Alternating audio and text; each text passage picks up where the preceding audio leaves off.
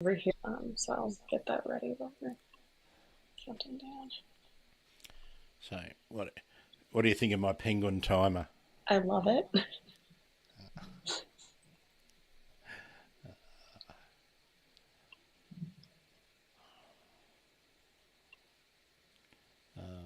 Was it the Kerguelen Islands? That one was. Beautiful. I love the foot color, just that bright orange versus the fleshy pink. Yeah, there's the fleshy pink down here, a daily penguin, and the gentoo with the orange feet. So, all right, coming into 13 seconds, 10.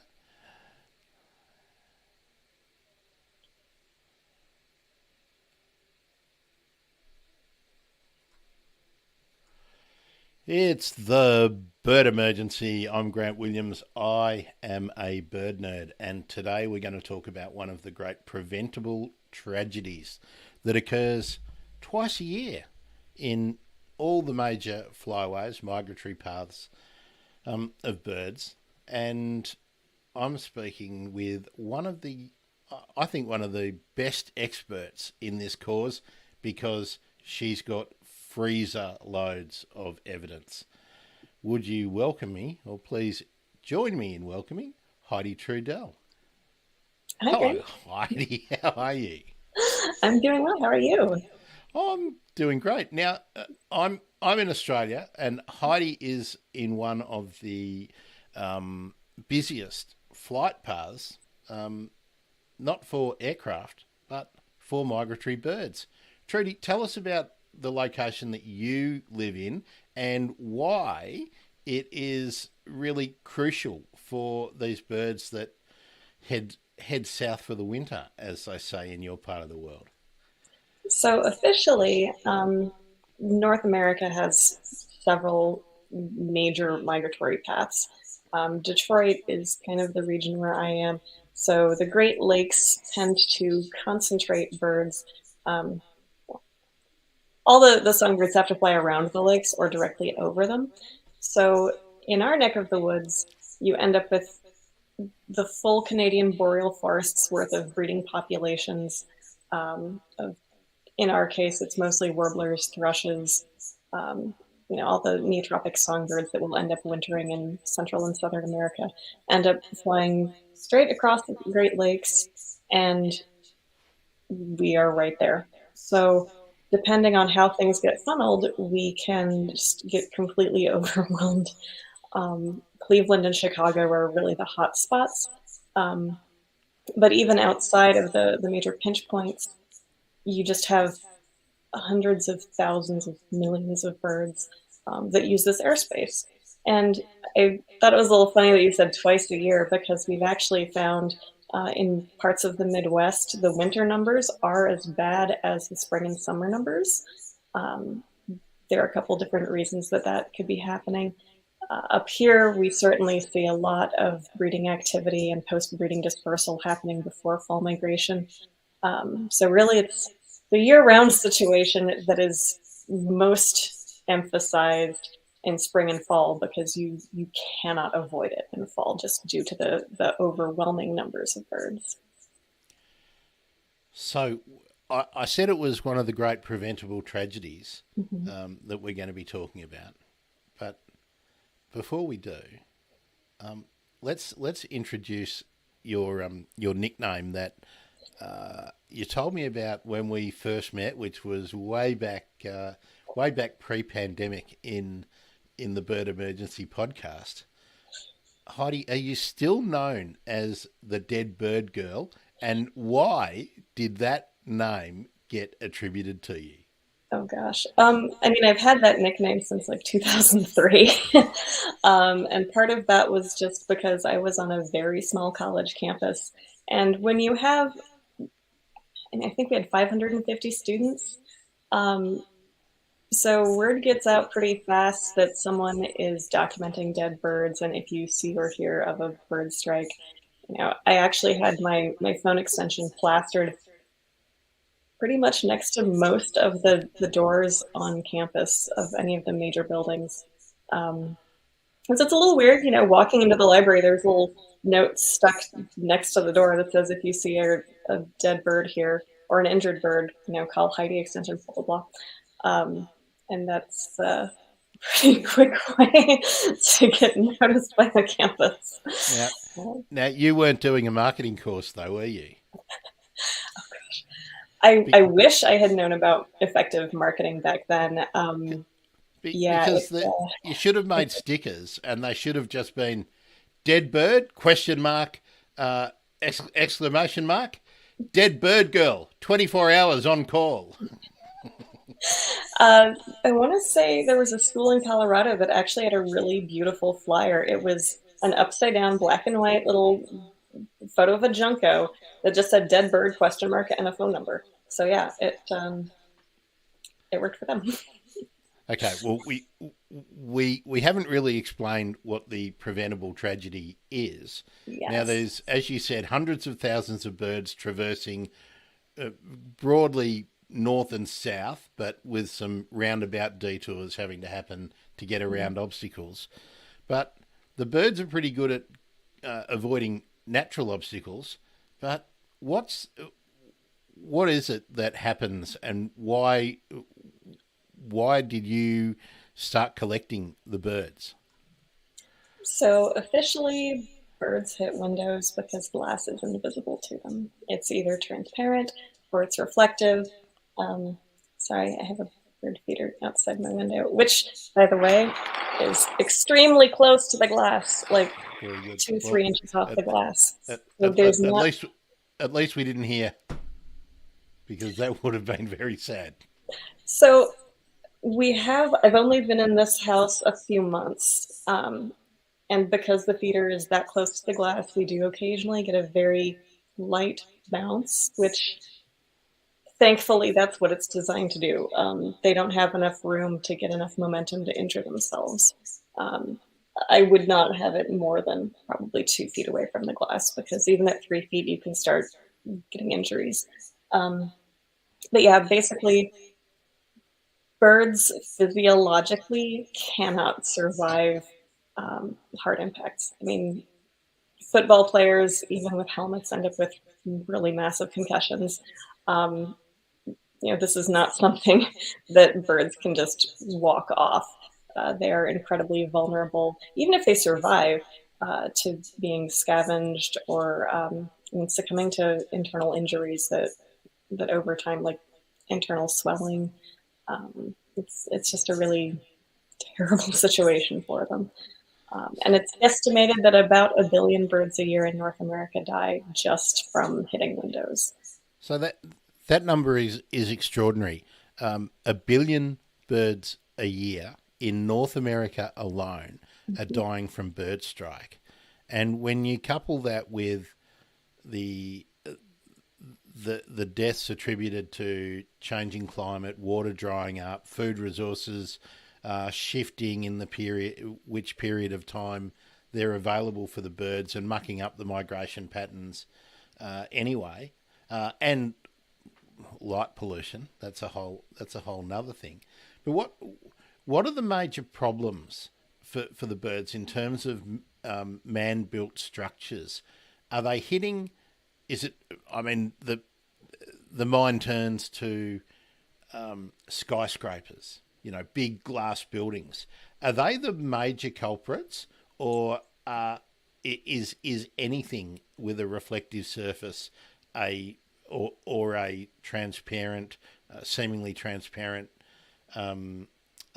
visual aspect a problem for the birds? I mean, who's to blame?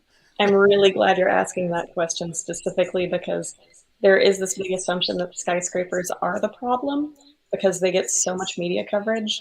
Um, was it 2019, 2020? One of the last years, they all blend together.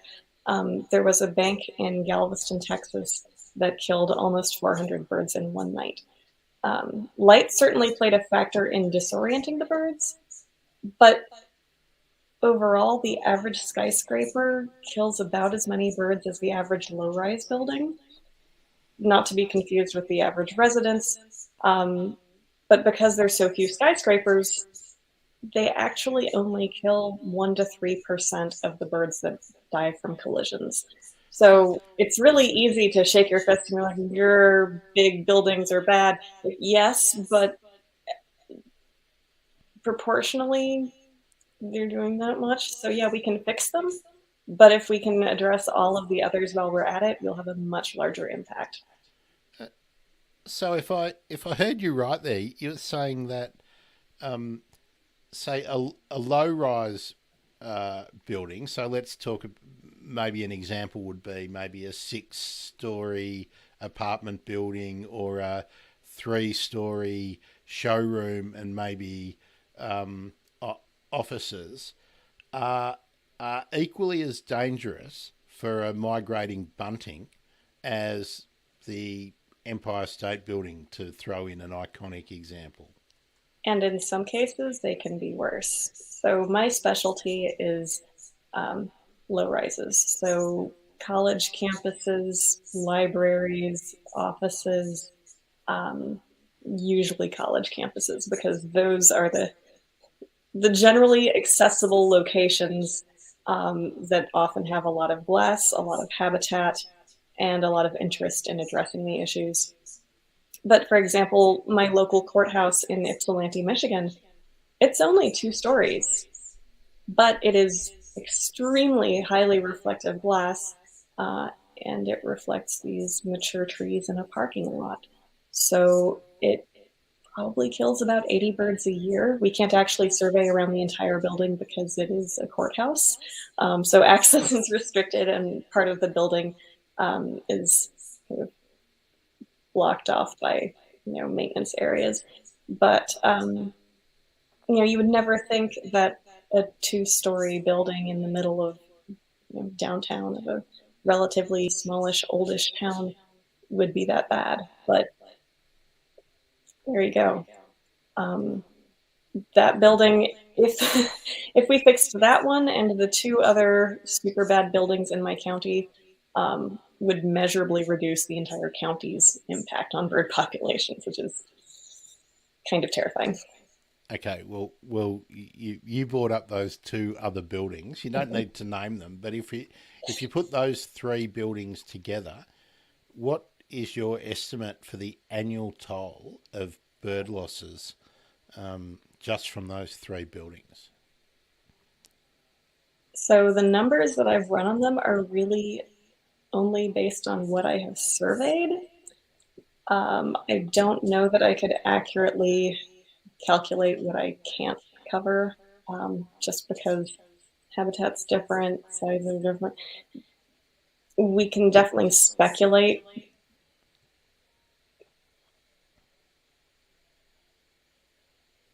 It's probably a minimum of 300 birds hitting and dying on site, which doesn't cover the 3 to 900 birds that hit and fly away. So So let so we could conservatively say 400 birds per annum die from those three buildings.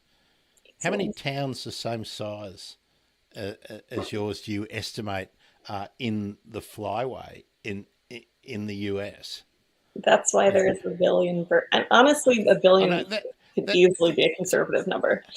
that's why when the huge number is shocking and it seems like, oh, how could we possibly do anything about it? Yeah. But if every town fixed three buildings, Mm-hmm. then you start to make a huge impact. And remember, these are birds that are of the age to be breeding or to commence their first breeding season Mm-hmm. as at the end of the migration. So, in terms of recruitment for the population, it has a massive effect. And if you combine it with our other biodiversity disasters that are going on, it it's a preventable issue, and we should be doing something about it. Um,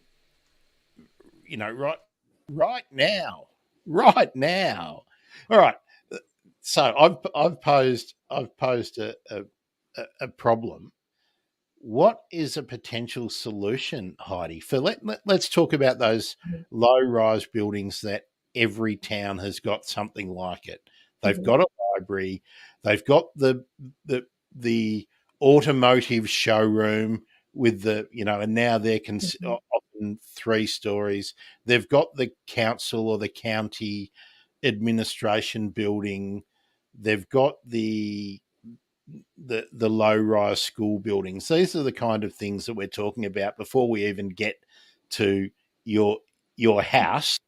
So buildings in that, and I'm sure everybody can relate to what they are. They're usually pretty ugly looking boxes with some concrete and and windows, lots of windows for people to look out, and lots of mass murdering panes of glass for the birds to get into. What can we do to fix them? Let's be positive, Heidi. Well, I think one of the most important things we can do is actually write into code, ordinances, legislation that any tax-funded building needs to be bird safe, because if it's not written in the code, it's not going to happen. Any new construction should have an ordinance stating that it needs to be bird safe. And while there is some discussion over whether or not the American Bird Conservancy has like the standard for bird safe construction, or if it's the lead credit that has the best bird safe standard, um, ultimately addressing that it needs to happen and it needs to be, following best practices of whomever. So the Canadian standards, for example, in 2019 they adopted a bird safe um, piece of legislation, which is beautiful. And if we could all adopt that, I would be super excited because that is something that can be referred to globally. It's not restricted to Canada.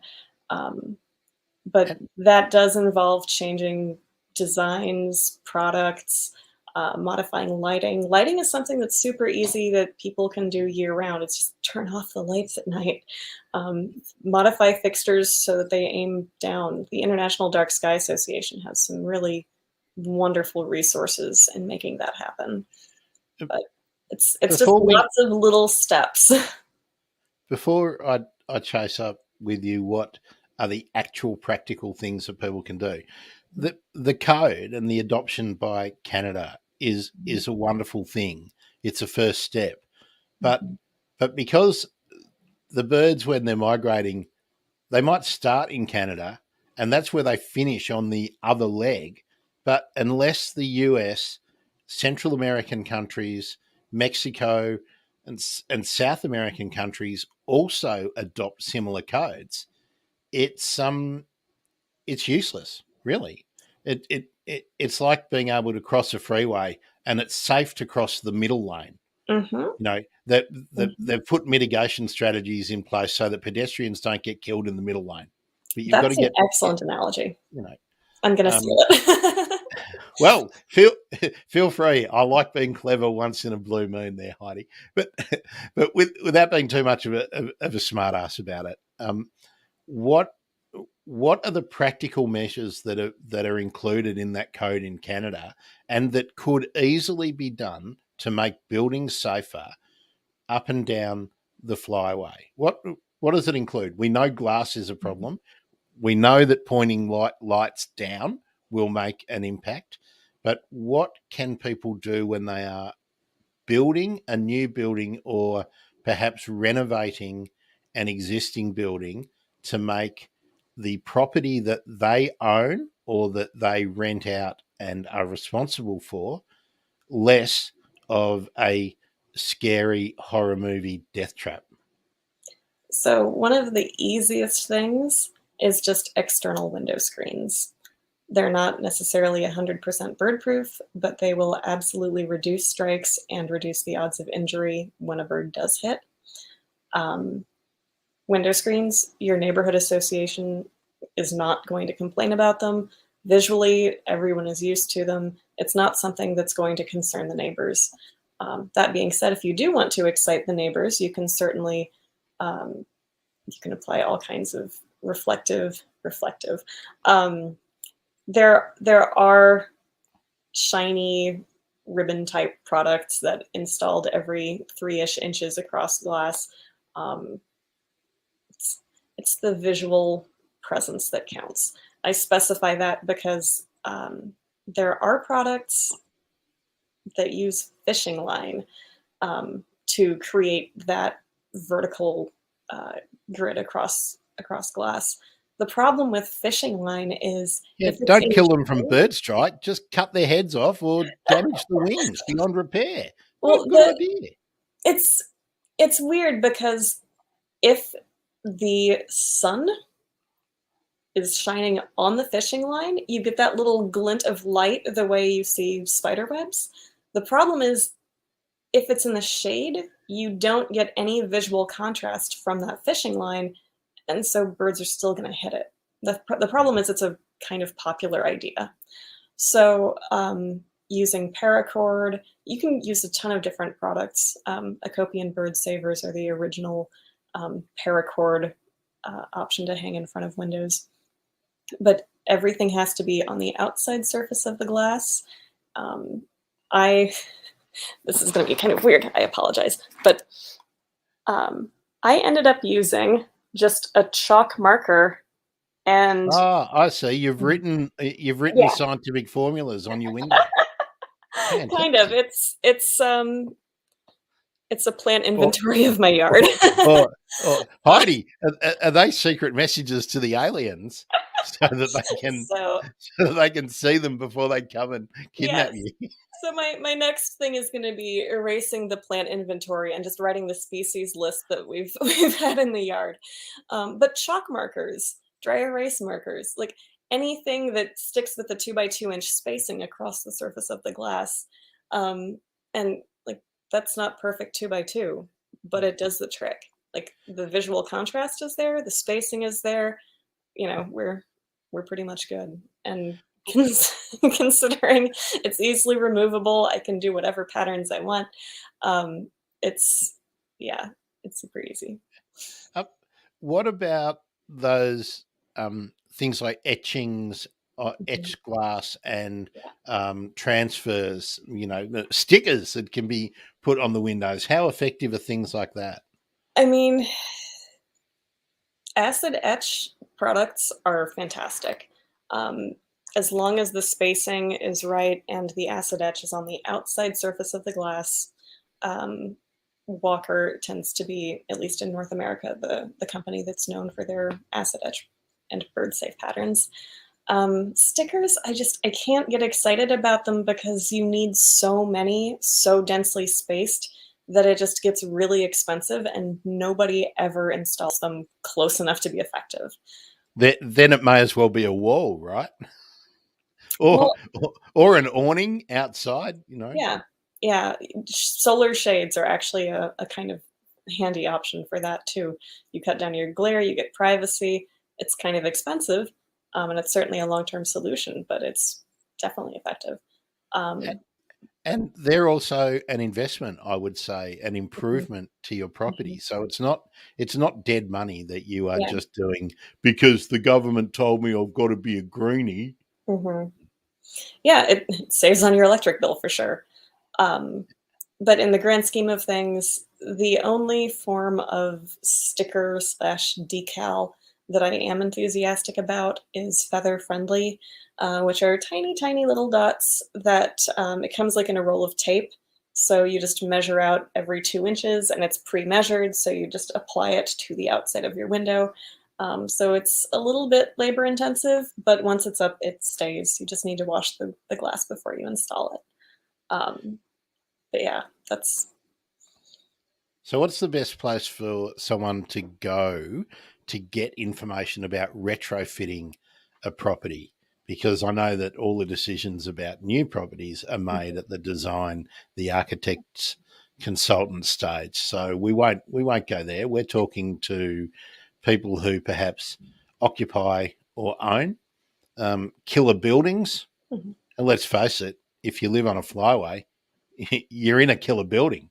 You don't even need to live on a flyway. If you are within any distance of a bird, like one of the more interesting studies, um, basically indicated that the odds of a bird, or the risk to a bird, was basically how far it was from glass. So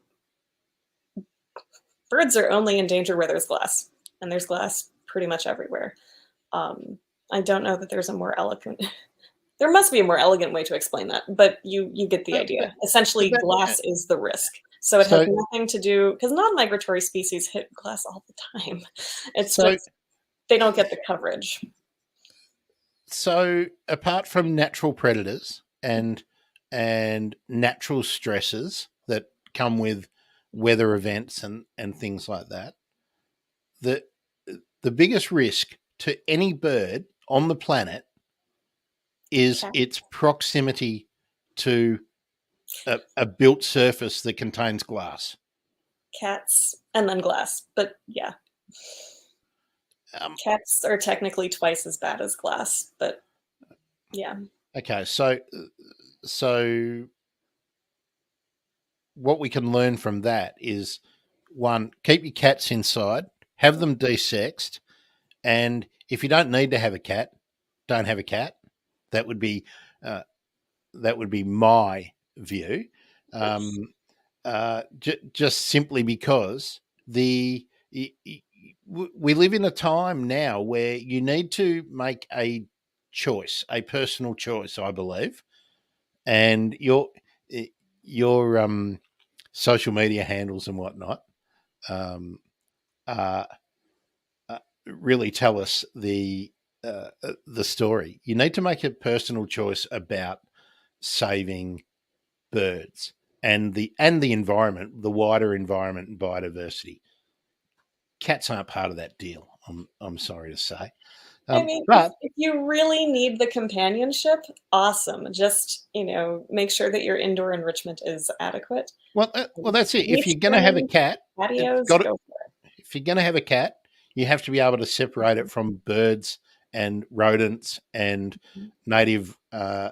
native lizards and frogs and all the things that cats take massive toll of. So if you can't afford to build an aviary, this is my view. If you can't afford to build an aviary, you can't afford to own a cat. Controversial, but that's my view. Um, I'm astounded though. Are people taking the risk of glass seriously? I mean, you've been involved in policy development and working in groups um, to lobby for change. Simply put, let's see, when did we speak in 2019 or 2020? I I think. think it was early pandemic. I want to say Yeah, it I think it was was early early 2020. 2020. Mhm. So in in that time, um, no, actually, let's take it back. When did you start doing sort of policy advisory consulting work? Um, I mean, officially, Oh, well, from from a community point of view as well. When you were, oh, going I to I haven't local. stopped since 2003. Okay, It's all right. So there are more official people who do it, and hats off to the American Bird Conservancy for they do the bulk of the legislation advising. And California has some really fantastic activists and advocates. I'm more the little cricket in the background, yeah. You're trying to provide you're that support and some annoying little education. you're that annoying little noise on the lawn when you're having a barbecue. Shut up. But with again, without being too facetious, let's say from sort of 2015, a couple of years before the pandemic, people in the offices in the county buildings, and in Canada it's going to be provinces, in Australia it's local governments. Do you think that those people are now receptive uh, to the changes that need to be made, and do they actually understand the scope of the carnage? So I wish I had a better answer, but I think really the answer is no. Um, Things, however, are getting passed in terms of like New York just passed some legislation, and really, it doesn't even need to be taken seriously. It doesn't even need to be understood as long as we can get things on the books that people will have to pay attention to. And that sounds kind of counterintuitive because, like, we want people to understand the problem, yes. Um, but people aren't even going to try to understand the problem until, like, oh no, they have to suddenly design to this code. How do they do that? And what are the ramifications if they don't? So I want to say it's Toronto has some legislation. Basically, if the building is not to code, you don't get to move in. So if they did 5 by 5 inch or 6 by 6 inch spacing on their their deterrent dots, they don't get to move into the building. So that's a pretty hefty. um,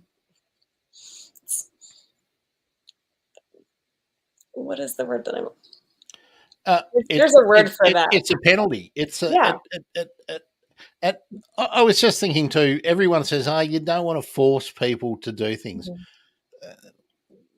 We are very constructive in Mhm. doing positive things.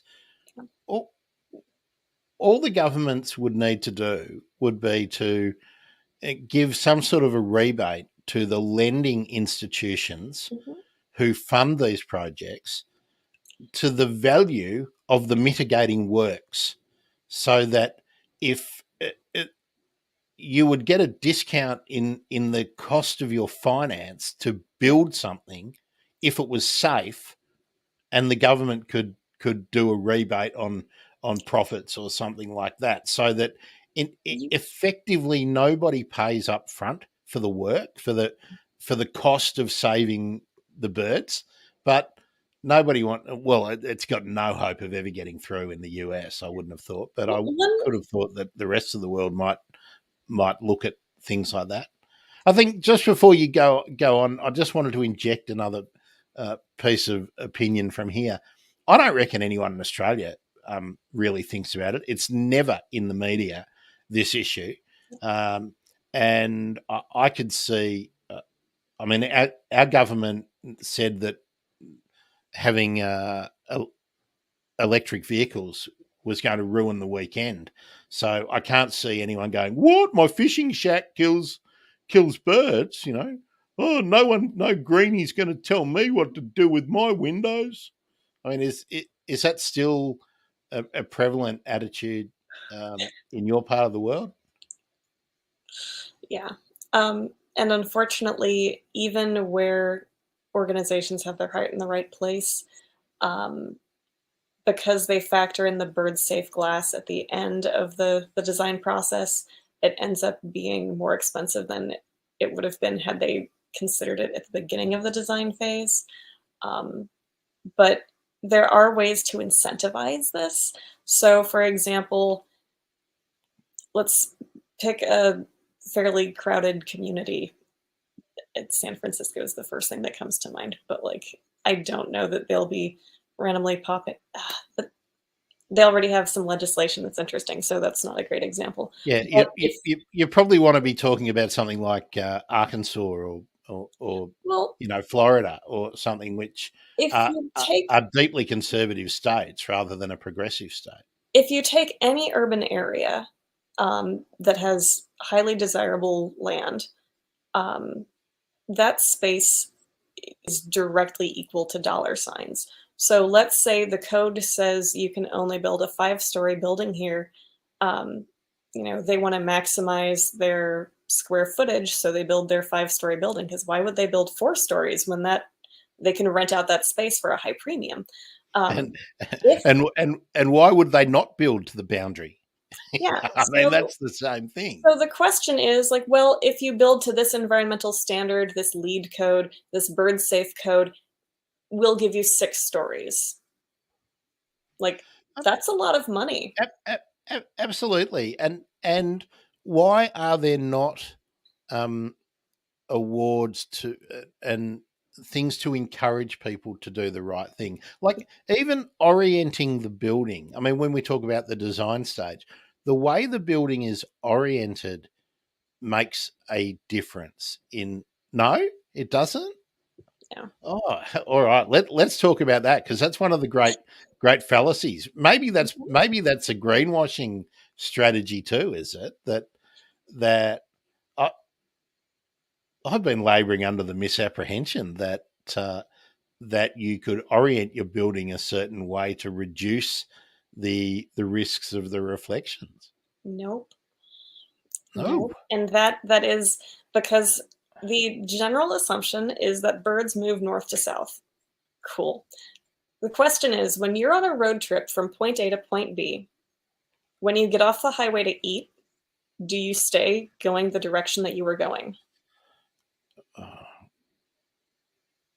well, no. And so what you're saying is the general direction is accurate, but the Mhm. specifics of each location is determined by what other geographical Yep. um, features are there, and the built Bingo. environment. Bingo. Um, so so so what so what I'm learning is, and of course, if I had have given it more than the cursory 5 years of thought about it, the decisions we make in horticulture, Mhm. the decisions we make in laying out roads, Mhm. the decisions we take in turning wetlands into parkland, and rivers and streams into canals and viaducts. All Mhm. these decisions affect the movement of birds. Yeah, Um, absolutely. Absolutely. There it's frustrating too because there are a lot of people who look at bird collisions with buildings as something where, oh, well, we'll just cut down the trees and without the habitat, birds won't hit anymore. Like that's a terrible idea. You can keep the trees, just fix the building. And there are some strategies that you can use, like hopefully you don't have an entirely glass building. Let's say it has some swaths of brick in between the glass. Put the tree in front of the brick. Like that right there can sometimes be just enough to lower. It doesn't make the glass safe, but it will lower the inherent danger somewhat. So you definitely still want to treat the glass, but again, even treated glass is generally not 100% effective. Granted, 90% is amazing compared to piles of bodies. Um, Even 30% would be a lot better than now. I mean, the point is, we can't have a perfect built environment that is safe for all wildlife, just as there is no built environment that is 100% safe for humans. mhm, Things happen, yeah, but you can mitigate the risks. Um, I I think, Heidi, this is such a complicated topic when you go down every or yeah, follow every strand yeah. that you could. I'll I think I'll have to get you back, and maybe we can try and get um, some architects and maybe some of the researchers who work uh, just in this area, and we could have a discussion where maybe you can lead it and be a bit more sensible, a bit more learned than me. But before we wrap up, I wanted to ask you about um, where, what we alluded to, the dead bird girl Mhm. uh, tag. Now, why is it so important that the birds that strike buildings and that do fall victim to the murderous glass that we, if I anthropomorphize a silica based product, why is it so important to collect those birds and to save them and to study them? I mean, that's a great question for a museum curator because museums with study skins are doing so much research in so many different directions. You can get toxicology information from a specimen, diets, like the world of just research within biology is still just our knowledge is growing by leaps and bounds every year. And because there are specimens dating back hundreds of years that we can compare current specimens to, we can research climate change, we can research evolution, adaptive patterning behavior, like you name it. A bird in the hand is literally worth two in the bush. Um, you you can use isotopes to figure out where birds are spending their wintering or summering seasons. Um, it's just amazing to get that information. And while you can get some of that information from live birds via either telemetry or doing a feather pull on a live bird, that's stressful. That's not a complete picture. Um, and it is still somewhat common for specimens to actively be collected, which is a just fancy term for going out and shooting them. So why not take birds that are fresh and usually in really good condition? Why not research those um, instead of going out and shooting more? That we need all the populations that we can get out there breeding. So And we, that's my logic behind it. so the more information that we can gather on the movements of birds, the diets of birds, the locations Mhm. where they've been, because we can find out all this kind of stuff by all sorts of analysis of different tissues, obviously into gizzards and stomach contents and all kinds of stuff. So if somebody lives near one of the potentially, for example, three buildings in their town which are regularly killing birds, and that they are circling around them early in the morning, like you used to do, um, and they're collecting them. How should they treat them, and what should they do with them? Well, officially, they should probably find out if there's a local collection first, because at least in North America, picking up these birds without permits is technically not legal. So, what I did when I moved to Michigan initially was I reached out to the local university and said, "Hey, I've moved here. Just for the record, dead birds tend to find me. Can you add me to your permits?" And they said, "No, don't worry about it. You're 15 minutes away. Just bring us stuff when you find it." Now, that's kind of a weird loophole. Usually, these are not laws that are heavily enforced. However, I called them back like 2 months later and was like, "Hey, I'm gonna need to be on your permits because I just picked up 22 birds, and I don't foresee this slowing down anytime soon." So they put me on the permits. So it's one of those things where you need to make sure, because there's no point in picking up something that stays in your freezer for a few months, but there's nowhere for it to go. Take your pictures and bury it if there's not a collection nearby that can take it. Um, Granted, I used to donate specimens to a university that was a 10-hour drive away, so sometimes it does work out that you can make connections that are not necessarily local, but you want to make sure that you freeze it as soon as possible. And you make sure it's dead first because birds can be unconscious for up to 8 hours. So make sure it's dead. Make sure it's fresh. If it's in bad shape, don't bring it to a collection unless it's something really cool, and then maybe they can keep the bones. Um, but yeah, bag it, double bag it, freezer bag it. Make sure that you have a tag with it that covers date, location, cause of death, your name and contact information in case they have any questions. Location, location, location. Don't just write my house. Um, Coordinates are Yeah, fantastic coordinates. Yeah. because building names change, street names sometimes change.